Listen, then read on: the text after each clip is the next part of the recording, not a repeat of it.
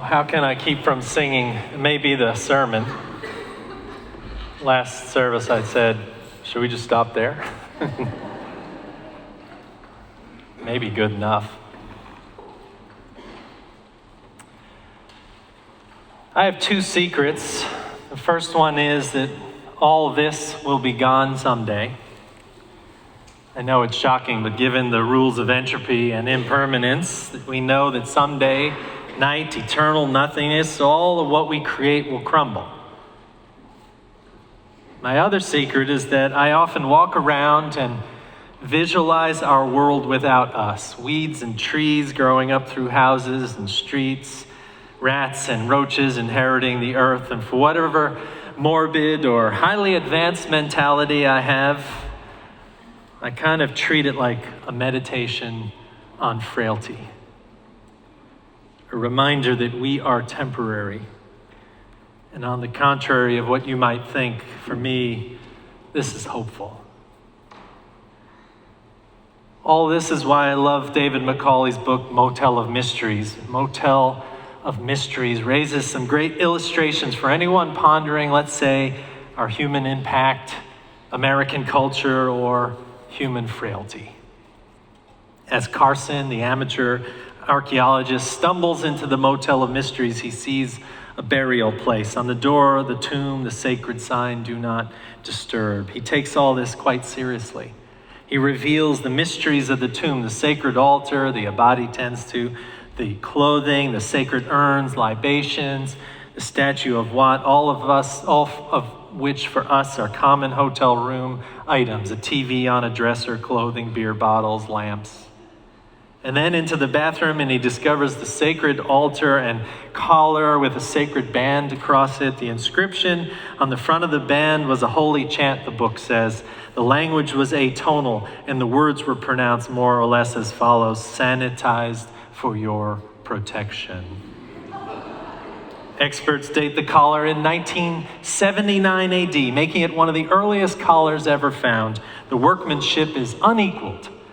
Gradually, with the excitement of those early days, gave way to drudgery and cataloging each item in the tomb, word of the importance and find spread, and eager young archaeologists, scientists, and historians flocked to work as volunteers with the amazing Howard Carson with all the additional help. Work on the tomb number 26 was completed by the end of the third season. Plans were made to begin excavating the surrounding area. The mistake of the now amazing archaeologist is something I think we all do. I know I do it. After I get an idea in my head about something, I see it everywhere and everything. I was reading James Luther Adams, our Unitarian theologian, on his concept of evil, in which he calls that which threatens meaningful human experience, restricts freedom by coercion, or relinquishes organized, responsible dissent. And I see it everywhere, on Facebook, in the news, at the Oscars, even on my Chipotle burrito cup. Down with silence, down with the threat to meaningful human experience. And I see it in every conversation and in every song, and eventually I see only what I want to see. And that in and of itself becomes a kind of evil, because James Luther Adams warns us that the true evil in the world is self-interest in the highest form, which obscures mutuality. Now, the archaeologist is doing his or her best. Let's face it, as far as understanding each other, we have trouble right here and now, no less through 3,000 years in a catastrophe of junk mail and pollutants covering our land. It's hard for them to understand us through the thick fog of time in Macaulay's story. And I wonder about this when I read Channing or Emerson about 16th century Unitarians, and whether I can actually understand their intent with the mind I have, which was forged by so many bad reruns of the Brady Bunch. Hours of listening to Stevie Wonder and watching the Carter administration. My brain is so different than theirs, forged by long days of reading and silence. And I wonder if they walked around Transylvania or conquered, visualizing the changes that would occur in their worlds. And I knew they didn't imagine us, Unitarians. And I imagine other Americans, like people like Harriet Tubman, or just a man plucked from his African village in chains and brought to the fields in South Carolina and given someone else's name, how they had very different minds than mine or even of the transcendentalists of the time. And yet, what we all have in common is making sense of our human lives, the frailty of it all, and moving through life seeking meaning and hope. This series we begin today is about the hard ways of being human. Welcome to church. 6 weeks on the hard ways of being human. The 6 weeks of Lent, we look at what it actually means to be human with weakness and will, being mortal and hopeful, wrestling with our hearts, longing and knowing we can choose to be good and bad and other things. Today is on frailty. Not of bone, but of life.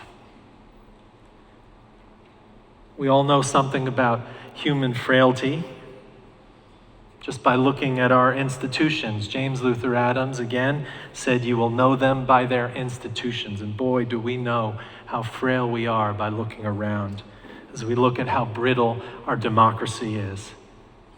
How voting this week for or against seems a hope against complete collapse of the government. We know how frail things have gotten when rhetoric and laws passed make someone who is told they look illegal actually feel illegal and begin to believe it themselves. We know how frail we are when courts discriminate against adoption by gay or lesbian families, or. We can name so many things that scare us right now, that make us realize how frail this American experiment is. But frailty is also personal. I have a story. It's about a boy named David. He grew up during the Second World War, a boy in a rural place with immigrant family, was ignored by his parents but loved by his grandparents. His best friends were movie tickets and music. He had anti-Semitic curses hurled at him between home and school, even though he didn't believe in the temple teachings. David grew up, was smart, succeeded, and leaving that small town of his upbringing, raised a family, helped a lot of people, knew something about not having enough or being enough. Tried to help those who couldn't and didn't have what they needed. And he grew old after a lot of challenges had changed him, accidents and betrayals and complicated family matters, and yes, failure and success, and maybe a few things he wasn't honest with himself about, but generally was good, if not a little lonely. Then at Christmas, he came to Texas to visit his son and family and enjoyed the celebration, and then ended up in the hospital. And 3 weeks later was told by a gentle and honest doctor he had 3 months to live. And he is still here, living, dying in his son Daniel's home. As Daniel tries to figure out what this all means, and journals a little bit about it, and talks with friends and colleagues and people who have lost parents, and then decides to preach about it from the pulpit, not for sympathy, but to describe to his church how he feels like a living case study on frailty of life. And he knows that all those listening to this story, in some way or another, are also living case histories on frailty. He knows that if we pay attention, we can see that life is full of frailty, that there are no guarantees. There are so many lies we tell ourselves about our permanence. And also, did he mention there are no guarantees? Except that there are places and people that love us beyond belief. And this is one of those places. Love beyond belief includes that in our everyday existence we fail and we succeed, and if we're honest, we admit that more than failure and success, there is mostly frailure. I made that word up about an hour ago. A new word that means because of our frailty and the preciousness of life, we fail, but we also always get to start again. And this is highlighted between Ash Wednesday and Easter in our annual experiment called Lenten practice. Some of us will give up something, alcohol, sugar, cakes, coffee. Some of us will give up something like the painful, regular disdain we have for someone in our family. Or give up trying so hard to please someone. These spiritual practices, in addition to the ever popular taking on something like service or gratitude or doing a generous act each day, force us to face our failure and the possibility that confronting the spirit within means that we will learn something more about who we are, what we are tempted by, who we want to be, and that we know if we ignore these invitations, we might miss all that. Just so you know that I'm not holier than thou on all this Lenten stuff, I committed myself to give up added sugars. And so when I went to bed on Fat Tuesday, I said to myself, no sugar until Easter. And on Wednesday, I woke up, stumbled to the teapot, put sugar in my tea, and only realized it after the first cup. In less than an hour, I had broken my vow. But I started again. And I'm doing okay. Lenten practice is about confronting habits and like the archaeology of the soul, looking into new places, assigning new meanings for old things, seeking out the plain and natural parts of our lives and knowing they are also sacred.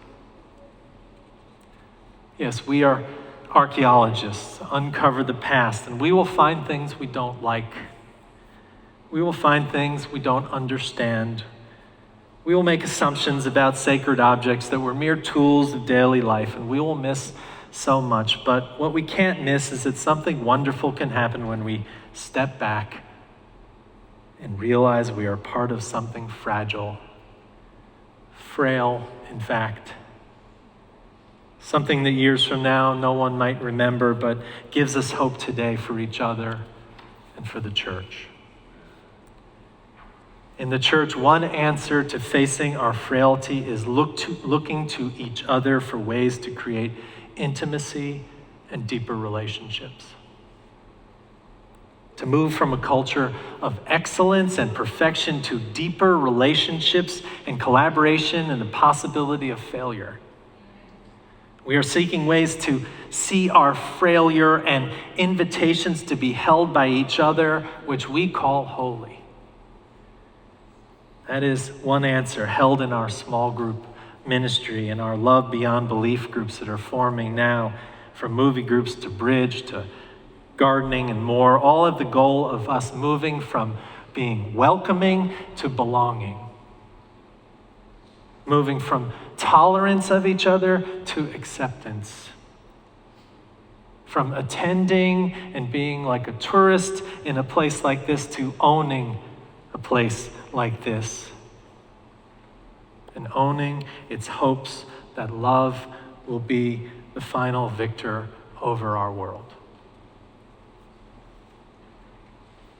Human frailty isn't really about dying. It's about knowing that all this will go away someday and acknowledging that life can be hard, and maybe with little lasting efforts, we creak along and make mistakes and say things we don't mean and frail together, then we can go on and find hope with and for each other. And here we go on by making space for honest acknowledgement of impermanence, by loving each other the best we can, by joining small groups and allowing the heart to feel the holy. In this way, we ask each other what is in the archaeology of our souls. What do you find there when you look deeply into the recesses of your lives? When did you love? When did you fail? When did you not give up? How does resilience buoy you in a sea of experience? And I think if we look and look honestly, not making up meaning like the amateur archaeologist in our reading, we will find that after acknowledging what we find, there is pain and there is frailty, but there is also joy and life. That is the gift of life. The hope that what we are and who we are is not in vain. It's why the Rabbi Abraham Joshua Heschel said, "Joy is how we know God." And he admitted that it comes even after knowing pain and despair, after acknowledging our frailty. And so here we are. The poet David White wrote, "This is not the age of information. This is not the age of information. Forget the news and the radio and the blurred screen. This is a time of loaves and fishes. People are hungry, and one good word is bread for 1,000. So let us be here together knowing nothing is sanitized for your protection. Everything is sacred and also so plain. We are here for now, for good, for a moment, for all, for one, for love, for each other. And let us come here and say good words for each other, bread for thousands." I invite you to say out loud one word of celebration in your life, something that holds you in your failure and in your hopes, a person, an entity, an act of love that is a celebration of who you are today. I invite you to speak aloud in this sanctuary a word, bread for thousands, to lift us up in hope. Will you say that word now, that word that's coming from your heart?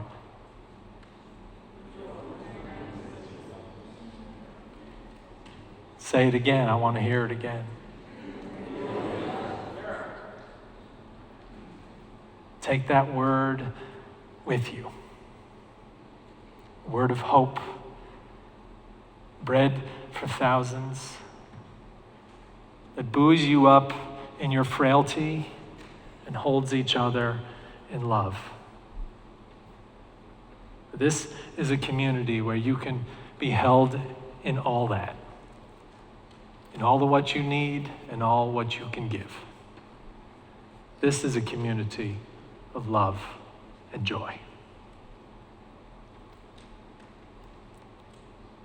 Amen.